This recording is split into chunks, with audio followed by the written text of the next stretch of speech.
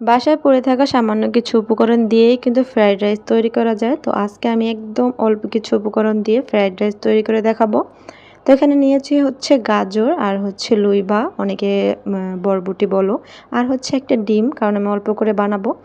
তো একটা প্যানে হচ্ছে আমি সামান্য পরিমাণ তেল দিয়ে দিলাম। তেল দেওয়ার পর হচ্ছে আমি ডিমটা দিয়ে দেব, বা ডিমটা আগে ফেটে দিলে ভালো হতো, বাট আমি এমনিতেই দিয়ে দিয়েছি।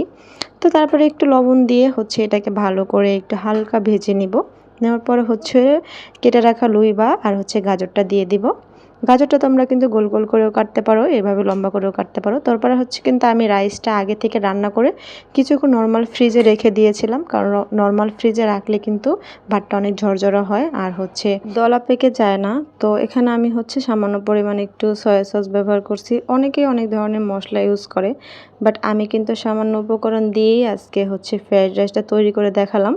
তো তোমরা যারা পোলাও খেতে অনেক বেশি পছন্দ করো তারা কিন্তু এরকমভাবে হচ্ছে গাজর আর একটু লুইবা কিংবা ক্যাপসিকাম দিয়ে কিন্তু রান্না করতে পারো, অনেক ভালো লাগে। তো এখানে আমি চিলি চিকেন দিয়ে হচ্ছে সুন্দর করে ডেকোরেশন করে নিয়েছিলাম। চিলি চিকেনটাও কিন্তু আমি আগে থেকে রান্না করে রেখেছি। চিলি চিকেনের রেসিপিটাও আমি দিয়েছি, চাইলে তোমরা ঘুরে আসতে পারো। তো ফ্রাইড রাইস দিয়ে চিলি চিকেনটা কিন্তু একেবারেই পারফেক্ট, আমার কাছে অনেক ভালো লাগে। রেস্টুরেন্টে গেলে কিন্তু আমার এইভাবে ফ্রাইড রাইসটা আর কি চিলি চিকেন দিয়ে খেতে অনেক বেশি ভালো লাগে। আমি বরাবরই হচ্ছে রেস্টুরেন্টে ট্রাই করে থাকি, ফার্স্ট টাইম বাসায় ট্রাই করলাম।